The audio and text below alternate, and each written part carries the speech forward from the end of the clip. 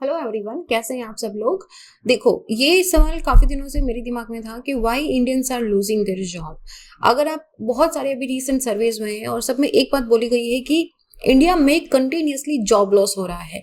तो कोविड का टाइम अगर हटा दो, कोविड का time it's a very peculiar time, ठीक है। यहाँ पे हमको जॉब लॉस समझ में आता है, होना नहीं चाहिए, लेकिन फिर भी हुआ है।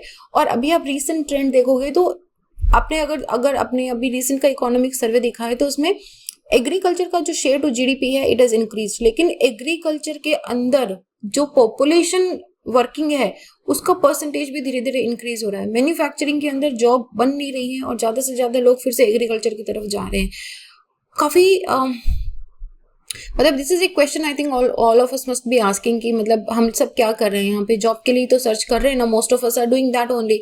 देन अगेन इंडिया के अंदर जॉब लॉस क्यों हो रहा है, why Indians are losing their job. This is particular article मेरे को बहुत स्ट्राइक करा और इसमें काफी अच्छा कंटेंट है। तो from the perspective of the job creations आपको ये चीज समझनी पड़ेगी कि इंडिया के अंदर दोनों चीजें हो रही है। मतलब आप मैन्युफैक्चरिंग एंड सर्विस सेक्टर जिनका जीडीपी के अंदर काफी अच्छा परसेंटेज है, लेकिन फिर भी उनमें एम्प्लॉयमेंट जो है वो फॉल हो रहा है। तो इसके बारे में हम बहुत अच्छे से बात करेंगे आज।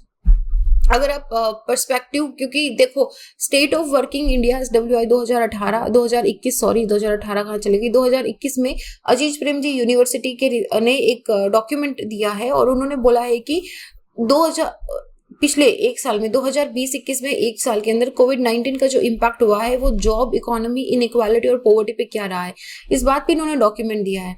तो इन्होंने जो SWI रिपोर्ट आई है, ये इन्होंने state level job loss index, इसको ध्यान से समझो। State level job loss index क्या होता है कि किसी भी स्टेट का शेयर क्या है जॉब लॉस करने में with respective to the Indian workforce. मतलब टोटल मान लो अगर 100 जॉब लॉस हुई है, एग्जाम्पल बता रही हूँ, उसमें से अगर महाराष्ट्र के अंदर अगर 10 जॉब लॉस हुई है, अगर तमिलनाडु के अंदर उसमें से 7 हुई है, तो ये इनका state level job loss index है।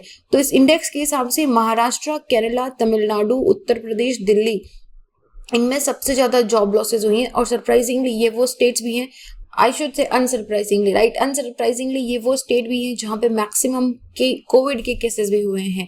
ये आप मैप देखो, इस मैप के अंदर ये रेड डॉट दिख रहा है, दिस इज दिल्ली, जहां पे सबसे ज्यादा केसेस भी हैं और सबसे ज्यादा लॉस भी हैं ना। सबसे ज्यादा में आप इसको लिटरल मत लेना, मतलब it is one of the states, one of the UTs जहां पे सबसे ज्यादा केसेस हुए हैं। तो इसके अलावा आपको क्या दिखेगा, महाराष्ट्र हो गया, तमिलनाडु, केरला हो गया, यूपी हो गया है। इन सारे स्टेट के अंदर काफी मात्रा के अंदर जॉब लॉस हुआ है। एक और रिपोर्ट है, central for monitoring Indian economy का रिपोर्ट आया, इन्होंने इंडियन इकोनॉमी के साथ बोला है कि it is not only been a withstanding one, ऐसा नहीं है, लेकिन पिछले कुछ सालों के अंदर काफी मतलब it is getting worse and worse without the help of the Covid also. Job loss काफी हो रहा है। 2016-17 से 2020-21 का अगर आप डेटा देखोगे ना तो दो चीजें बहुत स्ट्राइकिंगली मिलती है।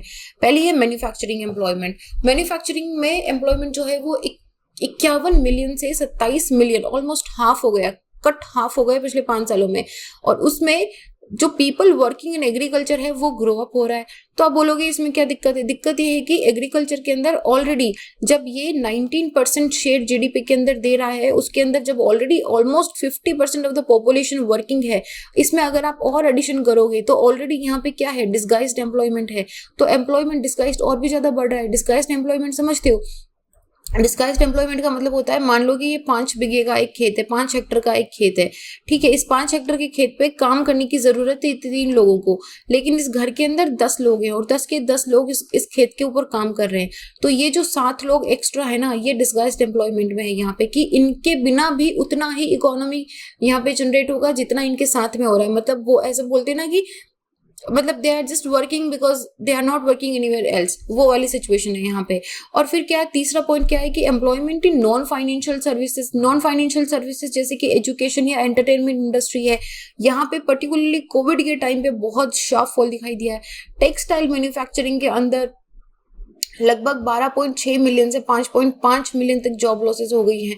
कंस्ट्रक्शन मटेरियल जो फर्म्स होते हैं वहां पे भी एम्प्लॉयमेंट 11.4 मिलियन से 4.8 मिलियन श्रंक हो गया है।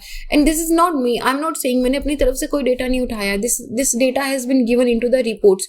तो हम वही देख रहे हैं, मतलब अब देखो आपको सब डाउनफॉल दिखेगा एक्सेप्ट एग्रीकल्चर। ये ऑरेंज वाला जो लाइन दिख रहा है ये एग्रीकल्चर है, इसके अलावा आप ग्रीन वाला लाइन देखो नॉन फाइनेंशियल सेक्टर के अंदर, आप इधर देख लो पर्पल वाला लाइन दिख रहा है, दिस इज मैन्युफैक्चरिंग, ये पिंक दिख रहा है this is real estate and construction.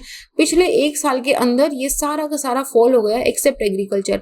एक रीजन आप ये भी बोल सकते हो कि काफी सारे लोग कोविड में जब उनकी नौकरी चली गई थी कंस्ट्रक्शन पे, सर्विस सेक्टर में, मैन्युफैक्चरिंग में, जब उन्होंने वापस अपने घर की तरफ माइग्रेट करा तो वहां पे उनको एग्रीकल्चर ही काम वहां पे था।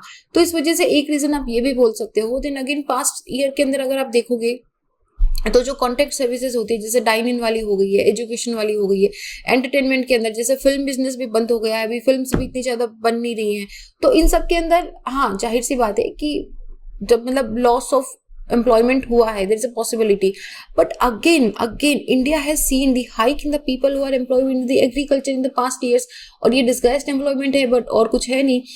essentially जो लेबर और वर्कर्स हैं जो अपने घर की तरफ आए उनको मैन्युफैक्चरिंग एंड सर्विस में जब उनका जॉब लॉस हुआ घर पे आए और एग्रीकल्चर में करने लग गए। तो बात ये है कि मैन्युफैक्चरिंग में क्यों जॉब क्रिएट नहीं हो रही है, व्हाट इज द रीजन कि मैन्युफैक्चरिंग सेक्टर में जॉब्स क्रिएट नहीं हो रही है। देखो compare to agriculture, industrial sector, manufacturing sector के अंदर ना बहुत बड़ा फिक्स्ड इन्वेस्टमेंट अमाउंट लगता है अपफ्रंट। जैसे अगर आपको एक छोटी सी फैक्ट्री खोलनी है तो आप बोलते हो कि यार नहीं 5-10 लाख रुपए तो कम से कम इसमें लगेंगे, फिर आपको उतना प्रोडक्शन चाहिए होगा कि आप उसको सस्टेन कर सको। अगर आपने लोन लिया है तो लोन को रीपेमेंट करो, आपने जो एम्प्लॉयमेंट लगाए लोगों को आप उनको भी सैलरी दो और अपना प्रॉफिट भी लो। तो ये दिस इज इनिशियली ना बड़ा highest amount of fixed investment upfront लगता है। लेकिन अगर आप सर्विस सेक्टर में जाओगे, जैसे आपको ब्यूटी पार्लर खोलना है, मे भी 1 लाख में खुल जाएगा, मे भी आपको अगर आपको कुछ कंसल्टेंसी वाली सर्विस स्टार्ट करनी है जल्दी खुल जाएगी। आपको क्या चाहिए, कंप्यूटर चाहिए। अगर आपको ऑनलाइन कुछ प्लेटफॉर्म पे स्टार्ट करना है, एक कंप्यूटर के अंदर आप अपना बिजनेस स्टार्ट कर सकते हो। तो बड़ा ये बोल सकते ना कि जो गैप है वो। और दूसरा मैन्युफैक्चरिंग सेक्टर के अंदर क्या होता है कि बहुत लाइसेंसिंग लो, उसमें आपका जो कितना % टैक्स लगेगा, ये करो वो करो, बहुत corrupt officials and the politician extract bribe also from the manufacturing sector. तो ये भी एक बड़ा रीजन है। तो इन सब की वजह से मैन्युफैक्चरिंग फर्म ना काफी रिस्की हो जाता है, और रिस्की होने के साथ ही इसकी स्लो ग्रोथ होती है। दूसरे शब्दों में अगर बोले तो weak supply of manufacturing firms है। मैं वीक सप्लाई ऑफ प्रोडक्शन नहीं कर रही हूँ, यहाँ पे weak supply of manufacturing firm, मतलब फर्म्स ही उतनी नहीं खुल रही हैं जितनी डिमांड है।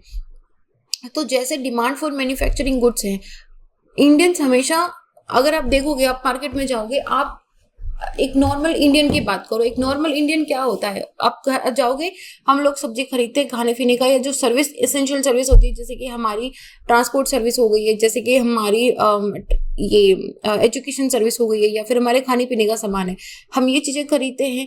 रिलेटिवली बाइक हो गया, स्कूटर हो गया, कार हो गई, बड़े बड़े कंप्यूटर्स हो गए, हर साल नहीं खरीदते हैं ना हम।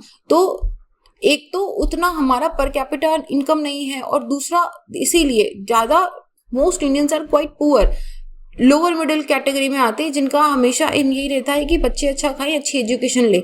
ये बाद में आता है जब बच्चे पढ़ लिए, उनकी अच्छी जॉब लग गई, सैलरी आ गई, अच्छा अगर प्रॉफिट बच रहा है, तब जाके गाड़ी खरीदी जाती है। और दूसरा, अगर गाड़ी वाड़ी खरीद भी लो तो उसका मेंटेनेंस पार्ट कंजप्शन चॉइस में आ जाता है, ठीक है ना। गाड़ी पहला क्या होता है कि कितना पेट्रोल लगाती है, इसीलिए अगर बहुत सारे मिडिल क्लास फैमिली में आपने देखा होगा कि गाड़ी जो है वो बहुत ही ओकेजनल मामलों पे निकलती है कि नहीं बहुत तेल लगता है उसके अंदर, तो पापा लोग जनरली स्कूटर, बाइक पे या फिर साइकिल पे या फिर पब्लिक ट्रांसपोर्ट को यूज करते हैं, राइट। सो ये दो बहुत इंपॉर्टेंट चीजें हैं। इन अदर वर्ड अगर हम देखें तो जैसे अगर फ्रिज भी खरीदा है, ये बड़ा सुंदर एग्जाम्पल लगा मुझे लगता है कहीं ना कहीं ये हर घर की कहानी है। आप मुझे कमेंट सेक्शन में बताना कि आपका भी डेफिनेटली ऐसा स्टोरी होगा। अगर फ्रिज खरीदा है तो फ्रिज ना वो पहले तो चलेगा 5 साल, तो वो 10 साल 15 साल तो वो चलना ही चलना है। कुछ गड़बड़ हो गई तो पापा ने मैकेनिक को बुला के उसको सही करा दिया। उसके बाद भी अगर फ्रिज बिल्कुल हो गया है कि मम्मी ने हाथ खड़े कर दिए कि अब तो नया फ्रिज लेना ही पड़ेगा, तो उस फ्रिज को कबाड़ में देने की बजाय सेकेंड हैंड मार्केट में उसको बेचा जाएगा for the lower income group, ताकि वो फिर 20 साल पुराना जो फ्रिज है उसको काम चलाएंगे। तो मतलब ये दिस इज हाउ कि हम लोग पहले तो इतना ज्यादा कंज्यूम नहीं करते हैं, और जो कंज्यूम करते हैं उसके मेंटेनेंस के अंदर भी पैसा देना पड़ता है। सेकेंड 5 ईयर प्लान के अंदर पीसी महालनोबिस ने जब स्ट्रेटेजी दिया था कि हमको आत्मनिर्भर बनना है, we need to be self reliant, और सेल्फ रिलायंट के अंदर उन्होंने एक चीज बोली थी। तो ये चीज मुझे हमेशा अच्छी लगती थी कि कैपिटल इंटेंसिव इंडस्ट्रीज के अंदर हम ना अच्छा खासा इन्वेस्टमेंट कर रहे हैं, विच इज वेरी इंपॉर्टेंट है हमारे डोमेस्टिक प्रोडक्शन के लिए, हमारे कैपिटल प्रोडक्शन के लिए। दिस इज इंपॉर्टेंट कि हमको कैपिटल इंटेंसिव इंडस्ट्री में इन्वेस्ट करना है, ताकि हमको जो बड़ी बड़ी कैपिटल मशीन्स होती हैं वो दूसरी कंट्री से इंपोर्ट ना करना पड़े। I always like this thing, जब तक मेरे को ये नहीं पता चला कि हमने सिर्फ कैपिटल इंटेंसिव इंडस्ट्रीज के अंदर ही इतना इन्वेस्टमेंट क्यों करा, लेबर इंटेंसिव इंडस्ट्रीज के अंदर हमने इन्वेस्ट क्यों नहीं करा। टेक्सटाइल हो गई, लेदर हो गया, हैंडीक्राफ्ट हो गया, आप इनमें मुझे पिछले कुछ सालों के अंदर बताओ, डेटा देख के बताओ, हैव अ लुक एंड सी कि इनके अंदर कितना एम्प्लॉयमेंट जनरेशन होता है, कितना इनके अंदर फंड जाता है, कितना इनका इंपोर्ट एंड एक्सपोर्ट होता है। Just have a look and you tell me. तो ये था कि इंडियन कंज्यूमर जो है वो, मतलब ये पता है तब जब ये था सेकंड में, ये तो बिल्कुल बोल ही नहीं सकते that was the best plan we had that time, but I think this is the high time when we look for the labour intensive incentives also, कि हमको हमारी जो लेबर इंटेंसिव इंडस्ट्री है उनको रिवाइव करना पड़ेगा, क्योंकि दोज आर द इंडस्ट्री जहाँ पे मैक्सिमम ऑफ द पॉपुलेशन, आप टेक्सटाइल ले लो, लेदर ले लो, हैंडीक्राफ्ट ले लो, मैक्सिमम ऑफ द जो पॉपुलेशन है वो इनके अंदर एम्प्लॉयड करी जा सकती है। लेबर इंटेंसिव मैन्युफैक्चरिंग जो है वो कैपिटल इंटेंसिव फर्म का मतलब जीडीपी वैल्यू में या ग्रोथ ऑफ आउटपुट में मैच नहीं करती है। जीडीपी को हाई करना है कैपिटल इंटेंसिव, ग्रोथ को हाई करना है capital intensive, I totally understand it, but they have a distinctive advantage of creating more jobs. और यहाँ पे जॉब क्रिएट करना भी जीडीपी का एक पार्ट है, क्योंकि लोगों के पास अच्छी नौकरी होगी तभी तो मार्केट में डिमांड बढ़ेगी, जब मार्केट में डिमांड बढ़ेगी तभी तो मैन्युफैक्चरिंग इंडस्ट्री सप्लाई करेगी, प्रोडक्शन करेगी, तभी तो प्रॉफिट होगा। तो इंडिया ने integrated labour intensive and capital intensive को पुश नहीं करा था in the global supply chain by aggressively following export. तो इंस्टेड ये जो आइडिया था ना कि हम इंपोर्ट को सब्सटीट्यूट कर देंगे आत्मनिर्भर के भारत पे, ये आइडिया सही है, लेकिन इस आइडिया के अंदर हमको एड ऑन करना पड़ेगा, और वो एड ऑन होगा लेबर इंटेंसिव इंडस्ट्रीज को पुश करना। 2016-17 के बाद में से क्या हुआ है, देखो सीएमआई का डेटा के अनुसार से चीजें जो है वो पिछले 5 सालों में वर्स्ट से वर्स्ट होती गई है। चाहे गवर्नमेंट ने make in India ambitious plan make in India दिया था, हमारा जो latest production linked incentive scheme है, दोनों दिए, दोनों स्कीम सेम है, लेकिन नहीं सेम नहीं सॉरी दोनों स्कीम धांसू है, एकदम धांसू है, लेकिन दोनों के अंदर सेम मिस्टेक रिपीट हुई है। इनमें ज्यादा से ज्यादा कैपिटल इंटेंसिव मैन्युफैक्चरिंग पे ही फोकस करा गया है, लेबर इंटेंसिव वन पे इतना नहीं करा गया है। और इंडिया जो अपनी reverting to the protectionist policy है कि हम सेल्फ रिलायंस करेंगे, again in the recent year it is again going to harm it. Unlike India, Asia की अगर बाकी इकोनॉमीज को अगर आप देखोगे ना तो वो कंपैरेटिव एडवांटेज को एक्सप्लॉइट करते हैं। रिसेंटली अभी एक न्यूज आया है कि बांग्लादेश का जो पर कैपिटा इनकम है वो $280 से इंडिया को ओवर शूट कर गया, मतलब बांग्लादेश का per capita income is higher than India. और दोनों के अंदर अगर आप ग्लोबल क्लोथिंग टेक्सटाइल इंडस्ट्री ना ऐसी इंडस्ट्री है जहाँ पे बहुत अच्छा एम्प्लॉयमेंट जनरेशन होता है यहाँ पे, लेकिन इसकी भी बड़ी दिक्कतें हैं, इसको भी कभी बात करेंगे टेक्सटाइल इंडस्ट्री को। अभी इतना समझो कि बांग्लादेश और वियतनाम में 2000 और 2018 में इनका जो एक्सपोर्ट है वो 2.6 से 6.4, और वियतनाम का तो 0.9 से 6.2%। वियतनाम एक ऐसा कंट्री है जहां पे एक्सपोर्ट टू जीडीपी रेशियो 107% है। इसका मतलब है कि इसका एक्सपोर्ट इसकी जीडीपी रेशियो को ओवरशूट कर रहा है। हालांकि ये अच्छी चीज नहीं है, क्योंकि फिर ये ग्लोबल मार्केट फ्लक्चुएशंस को मतलब it's like completely dependent upon, अगर ग्लोबल रिसेशन आया, ग्लोबल एक्सपोर्ट कम हुआ तो इसका डायरेक्टली डिप चला जाएगा। This is not a good thing. हालांकि हम उस बारे में बात नहीं करें, बात ये करें कि इंडिया का जो एक्सपोर्ट है वो उतना राइज नहीं हुआ है, 3 to 3.5% हुआ है, पर्टिकुलरली इनटू क्लोथिंग। मैं यहाँ पे सिर्फ क्लोथिंग की बात करी हूँ, मैं किसी और की बात नहीं करी हूँ, क्लोथिंग एक्सपोर्ट टेक्सटाइल की हम बात कर रहे हैं यहाँ पे। तो India historically we have failed इस चीज के अंदर कि लेबर इंटेंसिव मैन्युफैक्चरिंग इकोसिस्टम को जनरेट करा जाए। ये की टर्म ना लिख लो कहीं पे, लेबर इंटेंसिव मैन्युफैक्चरिंग इकोसिस्टम, ठीक है, जहां पे भी इस तरह का टॉपिक है उसको इस ऐसे कीवर्ड्स लिख लिया करो। 70% ऑफ इंडिया का जो मैन्युफैक्चरिंग जॉब है वो इनफॉर्मल सेक्टर के अंदर है। 2016 में डिमोनेटाइजेशन, 2017 में जीएसटी के इंट्रोड्यूस के बाद में लग रहा था कि देखो डिमोनेटाइजेशन में तो काफी सारे जो बेचारे एसएमईज हैं, स्मॉल एंड मीडियम जो एंटरप्राइजेस हैं, उनको बहुत माइक्रो वाले, पर्टिकुलरली माइक्रो एंड स्मॉल, उनको बहुत धक्का लगा था, क्योंकि ये सारी चीजें कैपिटल पे चलती है, कैश पे चलती है, ठीक है।